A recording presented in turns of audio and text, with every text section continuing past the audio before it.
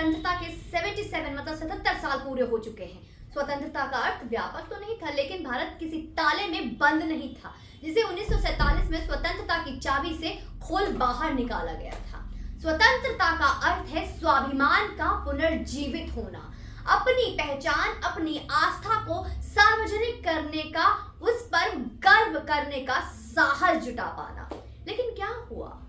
देश के प्रधानमंत्री ने पूरे देश के सामने अपनी विद्वता झाड़ते हुए ये कह दी कि मैं तो गलती से हिंदू हूँ, नहीं तो संस्कार मेरे मुसलमानों के हैं। हमारे देश के राजनीतिक पार्टियों एवं उसके लोगों ने थोक के भाव में वोट की खरीदारी के लिए अपने माँ बाप बदल दिए। उन्होंने एक समाज को अल्पसंख्यक परिभाषित किया और फिर यहाँ से जो अल्पसंख्यक चरण चुम्बन का दौर शुरू हुआ वो अगले 40 वर्षों तक तो निर्विवाद चला। इसकी गति और दिशा में क्या प्राथमिकताएं थी, इस बात से तय करिए कि देश ने 1947 से लेकर आज तक 14 प्रधानमंत्री हुए और 14 में से सिर्फ एक जोड़ी पैर आज हिंदुओं के आस्था केंद्र कृष्ण जन्मभूमि की ओर बढ़ी है। जी हाँ, आज हमारे प्रधानमंत्री नरेंद्र मोदी जी कृष्ण जन्मभूमि जा रहे हैं दोस्तों। यह करके वो देश के पहले प्रधानमंत्री बन जाएंगे जो कृष्ण जन्मभूमि जा रहे हैं। इस देश की सबसे बड़ी जनसंख्या का सबसे पूजित देवता, भारत ही नहीं दुनिया भर को भगवत गीता ज्ञान से प्रकाशित करने वाले भगवान श्री कृष्ण का भौतिक रूप जहां अवतरित हुआ, वो कितना राजनीतिक श्रापित था कि लोगों ने अपनी राजनीति को नए आयाम देने के लिए उस पूजित स्थान पर जाना तो दूर, जाने का स्वप्न तक नहीं देखा। आज विपक्ष फिर उसी राग में बैठा है कि नरेंद्र मोदी आस्था का राजनीतिकरण कर रहे हैं। लेकिन इस राग से क्या बदल जाएगा? ना तो नरेंद्र मोदी अपनी कृष्ण जन्मभूमि यात्रा रद्द करेंगे और ना हम लोगों का उनके इन कारणों से सम्मान करना कम होगा।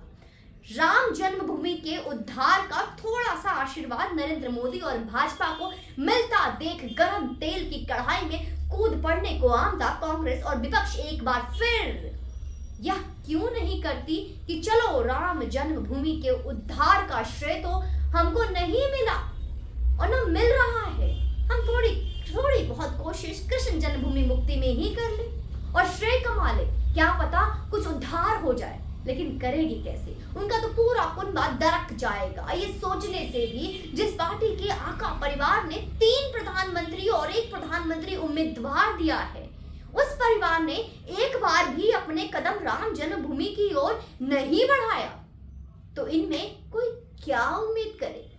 अरे खुद नहीं गए तो नहीं गए, इन्होंने तो जो जाना चाहा उन्हें भी रोका। यह कोई गप नहीं है जो मैं सुना रही हूँ दोस्तों, आपको सच है। और नेहरू जी के खुद की लिखी संकलित पत्रों के मोटे दस्तावेज में आज भी संरक्षित है वो चिट्ठियां जिसमें वो लगभग डांट लगाते हुए देश के राष्ट्रपति राजेंद्र प्रसाद को कह रहे हैं कि धर्मनिरपेक्ष राज्य में देश का राष्ट्रपति क्यों जाएगा मंदिर के कार्यक्रम में।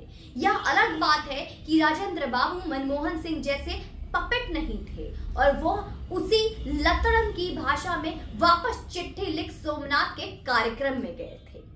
साल भर में जितनी धार्मिक यात्राएं भारत में होती है ना, उसमें 2.5 से 3 गुना वृद्धि के अनुमान है और जितनी यात्राएं होंगी उनमें 35 से 45% यात्राएं सिर्फ काशी मथुरा होंगी दोस्तों।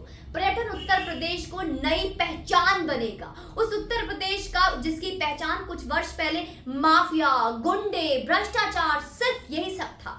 प्रधानमंत्री के कदमों की दिशा और उसकी आहटें हम 2024 के चुनाव के बाद की योजना और प्राथमिकता के बारे में बता रही हैं हमें। अब आप बताइए कि आप क्या समझते हैं कि इन कदमों के निशान से आपको क्या समझ में आ रहा है कि आने वाले वक्त में जो कदम आज प्रधानमंत्री नरेंद्र मोदी उठा रहे हैं कृष्ण जन्मभूमि जाकर, इसका असर क्या पड़ने वाले हैं विपक्ष के ऊपर? इसका क्या असर होगा? क्या ये कोई प्रपंच है या फिर कोई एक बहुत बहुत बड़ी खबर हिंदुओं के लिए, सनातन धर्म के लिए आने वाला है? जिस तरीके से हम आज साक्षी हैं कि हम देख रहे हैं किस तरीके से अयोध्या में एक निर्माण हो रहा है, भव्य निर्वाण हो रहा है। तो क्या कुछ इस तरह के शुभ समाचार मिल सकते हैं हमें? बहुत सारी आशंकाएं हैं और उम्मीद भी। इसी उम्मीद और आशंकाएं के साथ ये वीडियो है आपके लिए।